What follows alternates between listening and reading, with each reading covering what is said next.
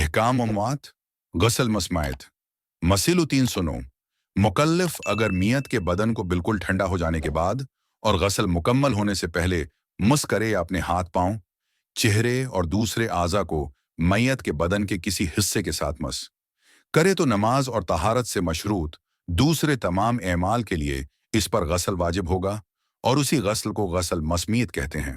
مسئلہ 310 میت کے بدن سے الگ کئے گئے عضو کا بھی وہی حکم ہے جو میت کے جسم کا ہے، پس اگر ٹھنڈا ہونے کے بعد اور غسل مکمل ہونے سے پہلے اس کو مس کرے تو مس کرنے کی وجہ سے غسل واجب ہو جائے گا۔ مسئلہ 311 زندہ انسان کے بدن سے جدا شدہ ٹکڑے کو مس کرنے سے غسل واجب نہیں ہوتا۔ مسئلہ 12 وہ موارد کی جن میں اگر میت کے بدن کو چھوا جائے تو غسل واجب نہیں ہوتا۔ اس شہید کے بدن کو مس کرنے سے جو آتش جنگ شعلہ ور ہونے کے دوران میدان جنگ میں شہید ہوا ہو، اس میت کو چھونے سے جس کا بدن ٹھنڈا نہ ہوا ہو، اس میت کے بدن کو چھونے سے جس کو تینوں غسل دیے جا چکے ہوں۔ مسئلہ 313 اگر شک ہو کہ میت کو غسل دیا گیا ہے یا نہیں تو ٹھنڈا ہو جانے کے بعد بدن کو اس کے ساتھ مس کرنے سے غسل واجب ہو جائے گا اور غسل مسمیت کے بغیر نماز صحیح نہیں ہوگی۔ لیکن اگر غسل دیا جانا معلوم ہو جائے تو بدن کو یا بدن کے بعض اجزاء کو اس کے ساتھ مس کرنے سے غسل واجب نہیں ہوگا، چاہے غسل کے صحیح ہونے میں شک ہی کیوں نہ ہو۔ مسئلہ 314 جو شخص غسل مسمیت کرے اس پر نماز وغیرہ کے لیے وضو کرنا بھی واجب ہوگا اور یہ غسل برخلاف غسل جنابت کے وضو کے بدلے میں کافی نہیں ہوگا۔ محتدر کے احکام مسئلہ 315 بہتر یہ ہے کہ احتضار اور نزع کے وقت چھت لٹا کر اس کا رخ قبلے کی طرف کیا جائے اور وہ اس طرح کہ اس کے پاؤں کے تلووں کو قبلے کی طرف موڑ دیا جائے۔ فقہا کی ایک بڑی تعداد نے قادر ہونے کی صورت میں اس چیز کو خود مرنے والے پر اور دوسروں پر بھی واجب قرار دیا ہے، لہٰذا احتیاط یہ ہے کہ اس کام کو ترک نہ کیا جائے۔ مسئلہ 316 موت کے بعد کے واجبات غسل دینا، حنوط کرنا، کفن دینا، نماز جنازہ پڑھنا، دفن کرنا۔ مسئلہ 317 اسلام کی نظر میں مسلمان کی میت کا بھی اتنا ہی احترام ہے جتنا زندہ کا ہے، لہذا شریعت مقدسہ میں واجب ہے کہ درجہ ذیل افعال کے ساتھ میت کی تکریم کی جائے، غسل، تکفین اور تدفین وغیرہ۔ یہ چیز تمام مکلفوں پر واجب ہے اور یہ حکم سب کو دیا گیا ہے۔ مسئلہ 318 مسلمان کی میت کو غسل دینا، کفن پہنانا، اس پر نماز جنازہ پڑھنا اور اسے دفن کرنا تمام مسلمانوں پر واجب کفائی ہے۔ مطلب یہ ہوا کہ ایسا کرنا ہر مکلف پر واجب ہے، لیکن اگر کچھ لوگ اس کام کو انجام دیں تو دوسروں پر سے ساقط ہو جائے گا، لیکن اگر کوئی بھی ان اعمال کو انجام نہ دے تو سب کے سب گنہگار ہوں گے۔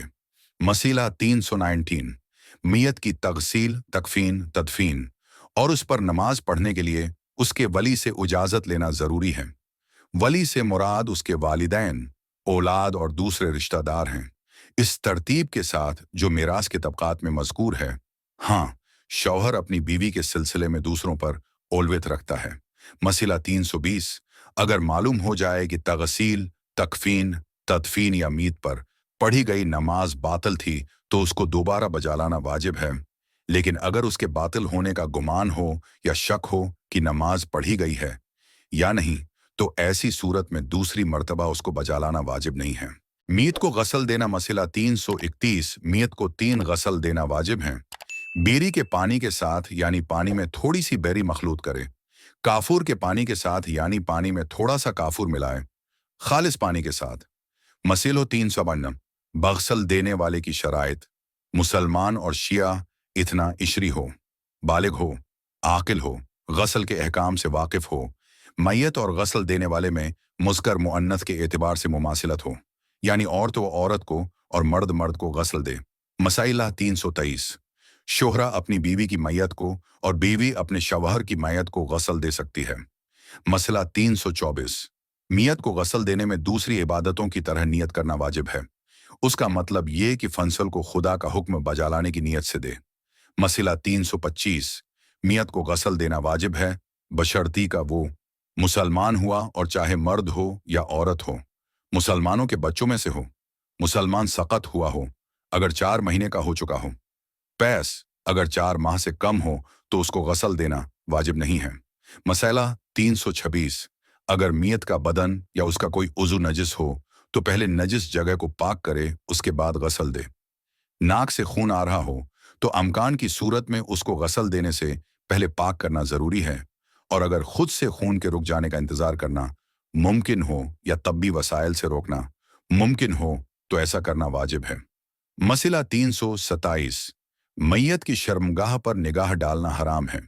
गसल देने वाला अगर गसल देते वक्त मियत की शर्मगाह पर निगाह डालता है तो गनहगार होगा, लेकिन उसका गसल बातिल नहीं होगा। मसला 328, अगर पानी ना हो या पानी इस्तेमाल करने में रुकावट हो तो वाजिब है कि हर गसल के बदले में तैमीम करवाए। हनूत। मसला 328, मियत को गसल देने के बाद उसको हनूत कराना वाजिब है। उसका मतलब ये है कि इसके साथ एज़ाए सजदा पर हनूत मिले। वो एज़ा हैं: पेशानी, दोनों हथेलियां, दोनों घटने, दोनों पांव के अंगूठे। काफूर को इस तरह मिलना शर्त है कि मिलने के बाद भी एज़ा पर उसका असर दिखाई दे। मसला 330, शर्त है कि काफूर नया हो ताकि मैयत को मौतर कर दे। अगर पिराना होने की वजह से उसकी खुशबू चली गई हो तो उससे हुनूत करना काफी नहीं है। मसला 331, इहराम की हालत में मरने वाला का फौर से मुस्तस्नी है, यानी अगर हालत इहराम हो तो इससे हुनूत करना काफी नहीं है। मैं मर जाए तो उसको हुनूत करने की जरूरत नहीं है। तकफीन मसब काकीन। मसला 332, मियत को 3 कपड़े के टुकड़ों में कफन देना वाजिब है। अल्फ, मेजर, लंग जो नाफ से घटने तक छुपाए। बी, कमीज, पिराहन जो कुंधों से लेकर पंडली के निस्फ तक आगे और पीछे से छुपाए।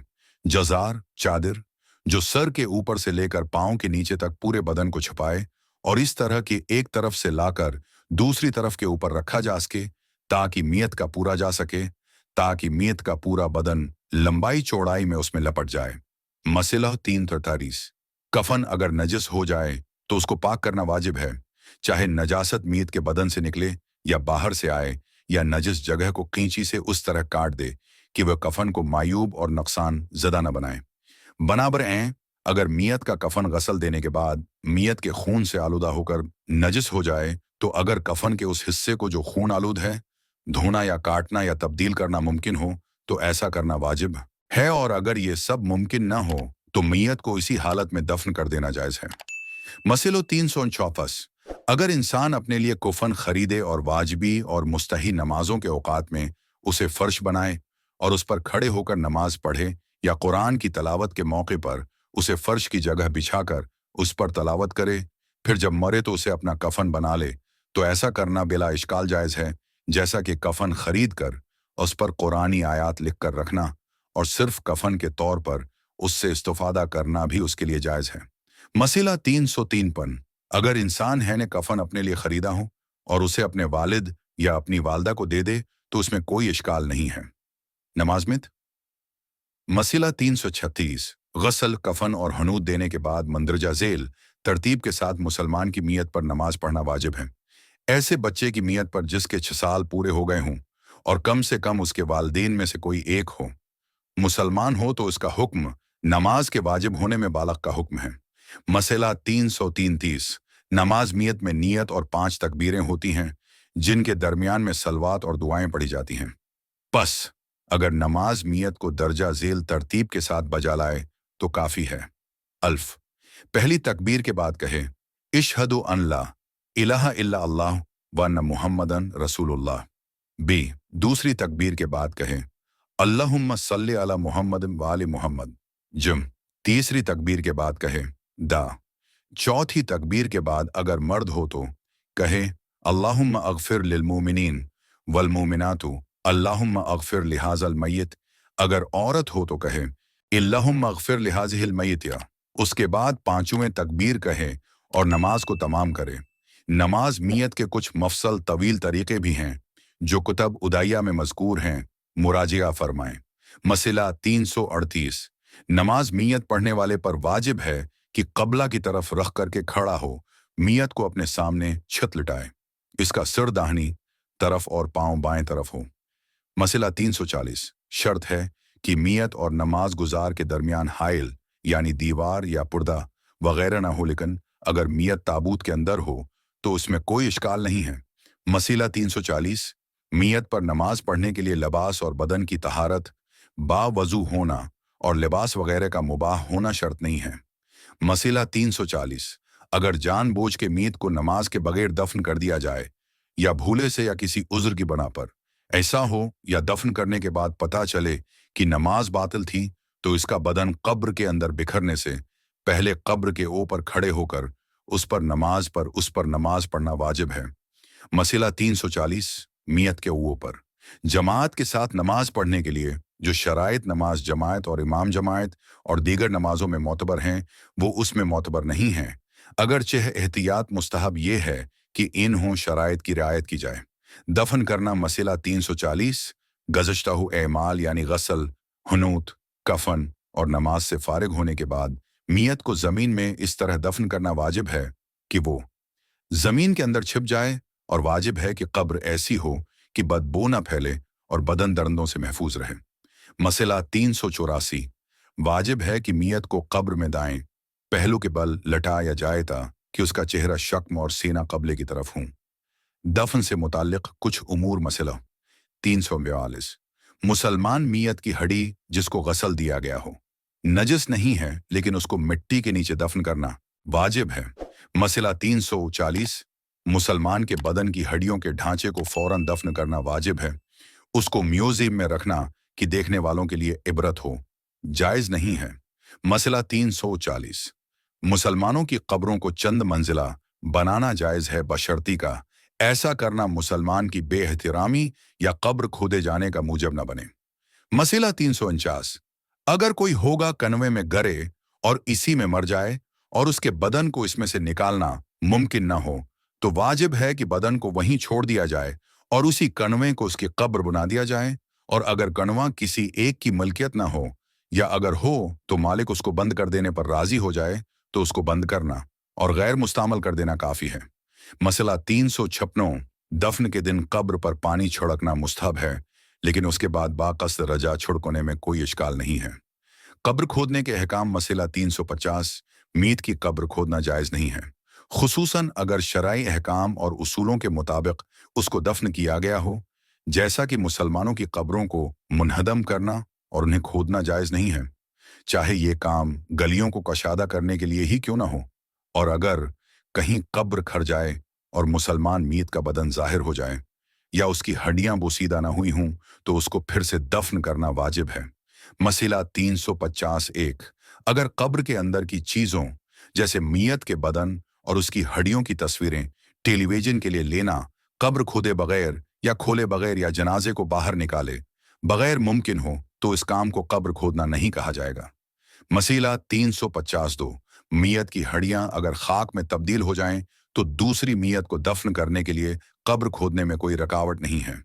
मसला 363, वो मवारिद के जिनमें कब्र खोदना जायज नहीं है, उनमें मरजा तकलीद से इजाजत लेने का भी कोई फायदा नहीं है।